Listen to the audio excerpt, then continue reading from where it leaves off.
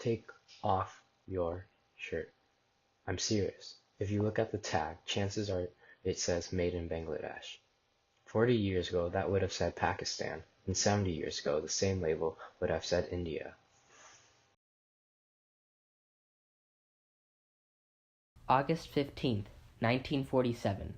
After fighting in World War II, the British promised to grant India independence. There's only one problem. A significant number of Muslims lived in the colony. To compromise, the British decided to split India into a Muslim-majority Pakistan and a Hindu-majority India. On the day of the partition, people found that they were on the wrong side of the border. The northwest state of Punjab was home to Hindus, Sikhs, but mostly Muslims. It was split, with one side forming the bulk of Pakistan. In the northeast of India, the state of Bengal was cut in two. The predominantly Muslim eastern half made up another part of Pakistan. Separated by nearly 2,000 kilometers of Indian territory, it would eventually become the independent country of Bangladesh. As many as 10 million people immigrated from India to Pakistan and vice versa. Muslims going to Pakistan and Hindus going to India were murdered and raped while on their way. In fact, it is estimated that over 1 million people died on their journey. When I entered the house, it was just like a, the butcher house, nothing, slaughterhouse. When you see your own mother drenched in blood and stomach open, the intestine coming up, how would you feel? और साढ़े पिंड का ही वाकया है, वीरा वाली सी और widow सी. She was very, very beautiful. मुसलमान ने बड़ी निगाह से उसको, क्योंकि मुसलमान बुरा करके आए, बच्चे लैन वास्ते मैंने चुक के ले जाएंगे. वो सारे पिंड गुरुद्वारा थी, गुरुद्वारे की कार चली गई. गुरुद्वारे जाके उन्हें संतोख किया और सौंग के उसके बाद मिट्टी का तेल पा के अपना में वो सड़ गई. People who were once neighbors and friends began to slaughter each other. In fact, journalists who would just report on the Holocaust and concentration camps said that what they saw in India was many times worse than the horrors of Auschwitz. This divided the nations of India, Pakistan. What was supposed to be a friendly relationship like that of the US and Canada became a rivalry like that of North and South Korea. The partition created two wings of Pakistan, West Pakistan where the capital is, and East Pakistan where the majority of the population lives. East Pakistan was 1,400 miles away from West Pakistan. East Pakistan spoke Bengali and West Pakistan spoke Urdu. East Pakistan had an Indian culture where West Pakistan was more Arabic. What shows apathy towards East Pakistan is the budget. For every $10 spent in East Pakistan, another $25 was spent in West Pakistan. At the beginning, few in East Pakistan identified with the Bengali national identity, but in 1950s, the West Pakistani government only recognized Urdu as the national language. This sparked protests in East Pakistan. On the 21st of February 1952, students in Dhaka University protested. Soon, word of the protests spread across the country. After continued pressure from East Pakistan, Bengali became a recognized language by the central government again in 1956. In 1958, something else happened. Ayub Khan usurped power in a coup, 2 weeks after President Mirza usurped power in a coup. While some of his actions positively affected the country, others were unpopular.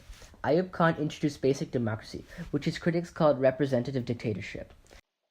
In basic democracy, the current government controlled half of all the electoral votes. East Pakistan was not too happy about this new system, and it led to a democratic uprising kickstarted by Sheikh Mujib's six-point movement. Sheikh Mujib's six-point movement called for reverting back to the parliamentary democracy and increased autonomy for East Pakistan. After mounting pressure, Ayub Khan decided to resign after he scheduled an election in 1970. His right-hand man, General Yahya Khan, became acting president. The two main political parties heading into election were the Awami League, who supported Bengali nationalism, and the Pakistan People's Party, also known as PPP, who supported unity. Since East Pakistan had a bigger population, they would get more seats than West Pakistan. When the election came, the Awami League won an absolute majority. Neither military regime or the Pakistan's People's Party wanted to cede the government to the Bengalis. The military regime and Sheikh Mujib, leader of the Army League, decided to have talks on the transfer of power. While this happened, the local people had a civil disobedience movement, where all East Pakistani government employees refused to work. During these talks, West Pakistani troops started entering into East Pakistan, as many as 25 to 60,000. When the talks broke down, President Yahya Khan ordered a crackdown on East Pakistan, known as Operation Searchlight. Operation Searchlight targeted civilians, where as many as 3 million people died in what's been dubbed the 1971 Bangladesh genocide. The intention was to silence dissidents and crack down on pro-independence.